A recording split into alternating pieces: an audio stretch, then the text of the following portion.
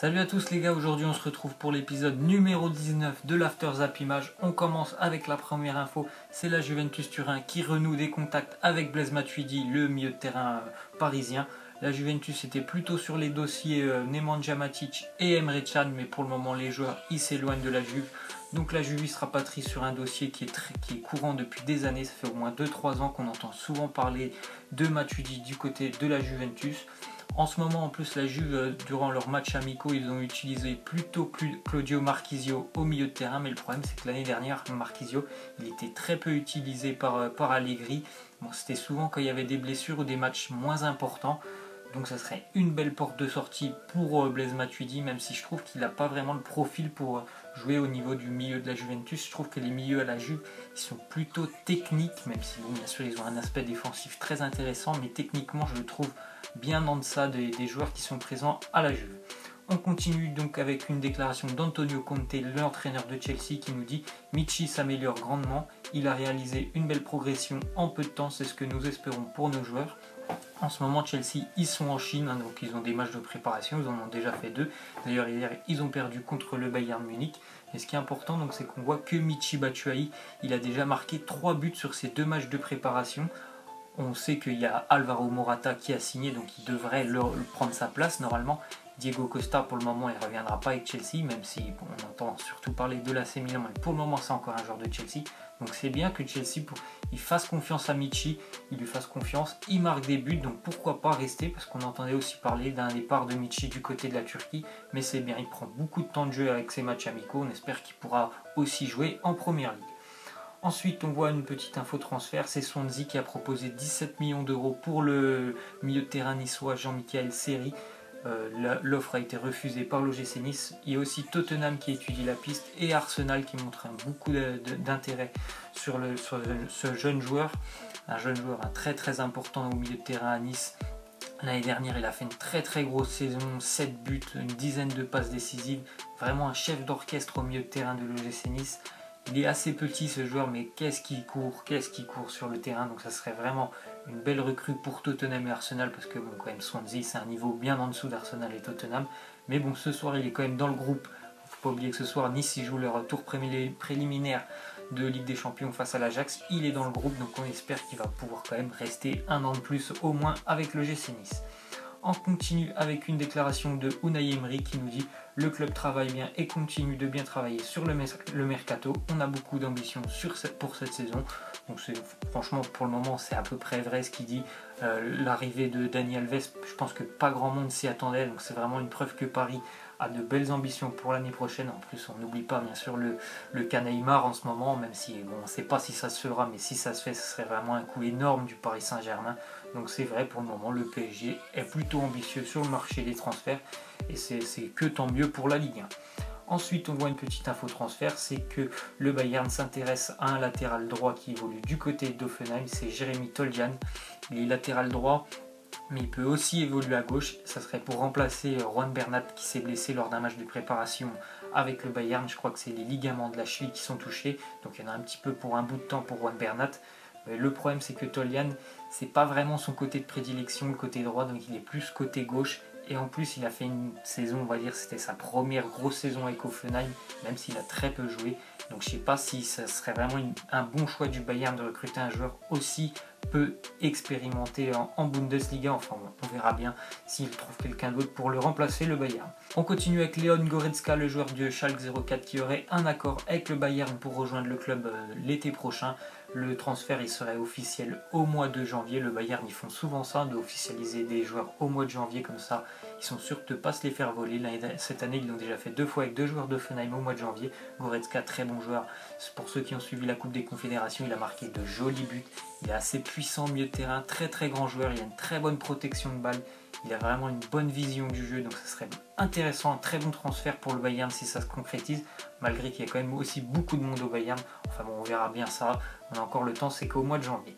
On continue avec une déclaration de Gonzalo Higuaín qui nous dit « Dybala est à un moment délicat, il appartient à chacun de faire ce qui le rend heureux, mais nous voulons qu'il reste. » Bien sûr, si Neymar y part au Barça, on entend beaucoup parler de l'arrivée de Paulo Dybala à Barcelone, même si aussi Philippe Coutinho Donc maintenant c'est un transfert de Dybala, mais bon, il y a plusieurs choses qui rentrent en compte. Il y a le Barça aussi là-dedans.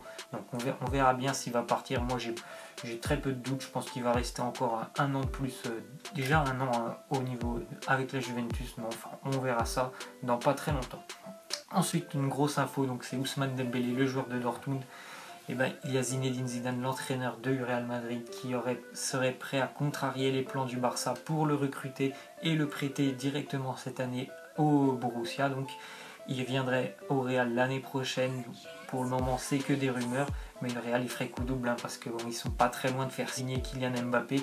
Et je pense que si Kylian Mbappé y signe, ça serait un bon point parce que Dembélé et Mbappé ils sont très très copains. Donc c'est sûr que pour Dembélé de voir Mbappé signer, je pense que ce serait vraiment un bon point pour le Real. Faut pas oublier que pour le moment c'était plutôt le Barça qui tenait la corde sur ce dossier. Donc on verra si un des deux clubs arrive à le faire signer. Ensuite, on voit une petite info transfert. C'est un accord de principe entre Nicolas Pallois et le FC Nantes. Nicolas Pallois, c'est le défenseur des Girondins de Bordeaux. Ça fait déjà 3-4 ans, je crois, qu'il était à Bordeaux. Mais il y avait des tensions entre lui et les dirigeants des Girondins depuis quelques semaines. Il avait d'ailleurs notifié son envie de rejoindre le FC Nantes. Donc ça va normalement se faire dans les prochains jours. Très bonne recrue pour le FC Nantes. En plus, peut-être que le défenseur nantais, le Belge Gilet, devrait partir, donc on peut penser que ce serait le remplaçant Nicolas Pallois. Ensuite, on voit une info, donc c'est Diego Simeone, l'entraîneur de l'Atlético Madrid, qui a renouvelé son contrat avec l'Atlético jusqu'en 2019.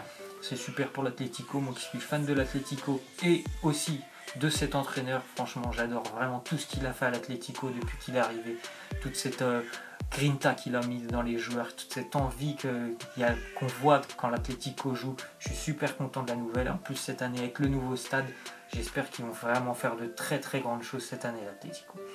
Ensuite, on voit une info, donc Crystal Palace a tenté d'obtenir à nouveau le prêt de Mamadou Sakho, le défenseur de Liverpool. Mais le problème, c'est que Liverpool, il cherche à le vendre 35 millions d'euros à peu près. Donc, je ne suis pas sûr que Crystal Palace soit prêt à mettre ces 35 millions d'euros. Il a pu sa place vraiment, on le sait, en défense à Liverpool. Donc, bon, pourquoi pas rejoindre Crystal Palace sous forme de prêt. Mais bon, c'est sûr que pour Liverpool, c'est pas ce qu'il recherche. Après, franchement, il s'est vraiment imposé quand il est venu à Palace l'année dernière. C'est un moment où Palace n'était pas bien et dès qu'il est arrivé, ils ont vraiment encaissé beaucoup moins de buts. Donc pourquoi pas un retour à Crystal Palace. Ensuite les gars, une officialisation, donc c'est le Paris FC qui va rejoindre la Ligue 2 dès vendredi. La Ligue 2 elle commence dans 3 jours.